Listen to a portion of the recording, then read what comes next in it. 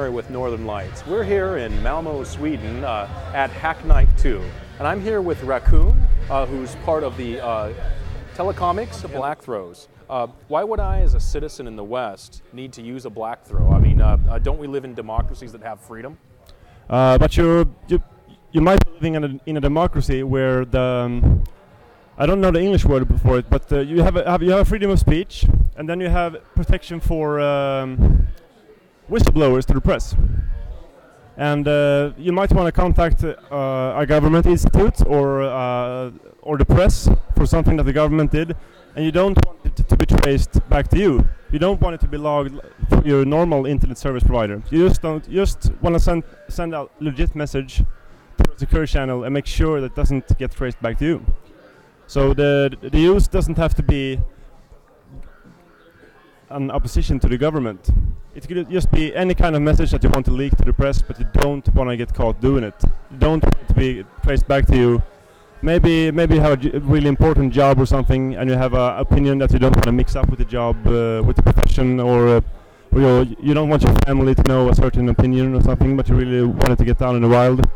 I think that's one of the uses we could use in Western countries or in Sweden, democracies like this. Okay, that makes a lot of sense to me. But if that's the case, what's an easy way for everyday people to start using Blackthrows? Is that possible? You can see computers at internet cafes as a way of implementing the Blackthrow usage method through already existing machines, like the one on internet cafes or in libraries. There's a lot of places all around the world or the city that has computers that the public can use. So the principle is the same on these computers, but in the Blackthrow you can decide where to put it, and you can constrict the access just to yourself or the people that you trust. So setting up a Blackthrow is not illegal? It's not illegal. Yes.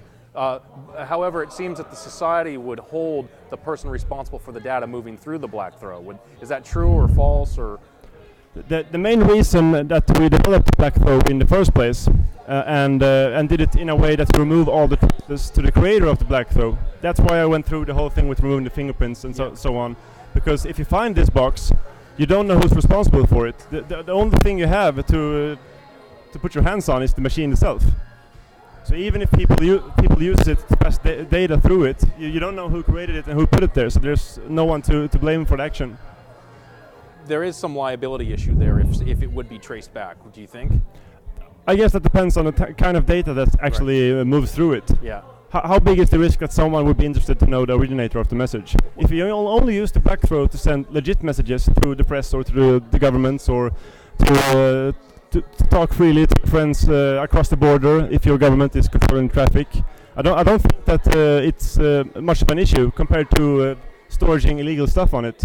Okay. Or send bomb threats or something. It's a totally different issue. I understand. I understand. But it seems that ISPs, they're actually more flexible. The data that moves through ISPs, they're not really liable for, are they? No, it's called the net neutrality. Yes. But that's about to change in Sweden. Actually, we have a lot of positions that suggest that the ISP have to follow certain constrictions from lobby organizations or umbrella organs that decide that you cannot allow people to use BitTorrent traffic on certain sites, and you can not allow people to file share.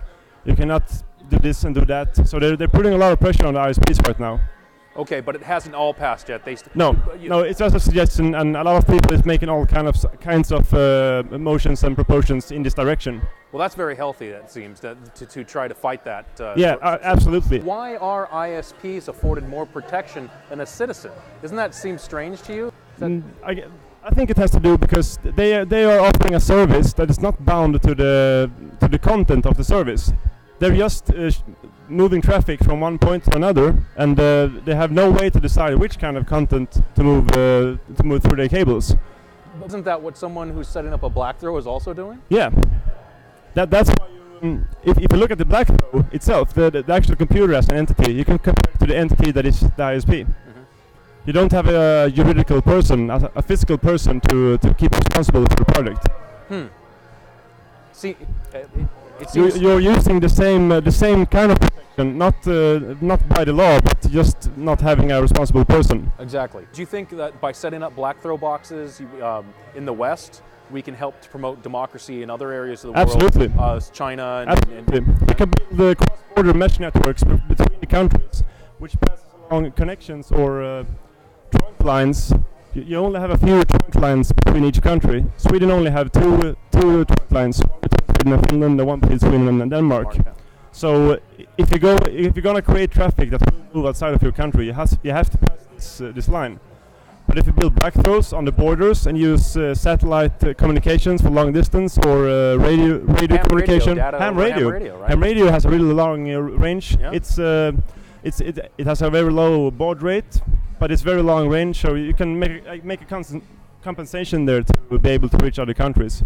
You can help them to publish information about the governments or whatever information they want to have to get out of the country. So it seems like a real form of grassroots activism. Absolutely. To help spread democracy and freedom and all these things is about setting up blackthrows. Yeah, also making a statement that you won't be controlled by these governing laws that are all over Europe to control data, and these data retention laws that the ISPs have to keep logs in a certain amount just so they can trace the owner if they have a crime that requires it.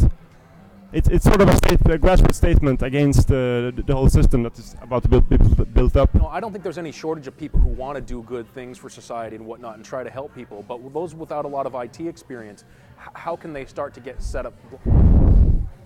I guess the first route would be to get information about why we are doing this and what kind of laws are making this opposition, and be more informed about these laws that people without IT experience feel that it doesn't concern them. I don't use a computer, I don't download music, I don't have to care about this, but the main thing is integrity.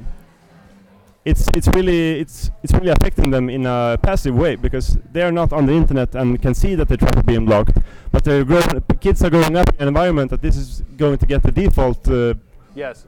The default in what comes to integrity on the internet.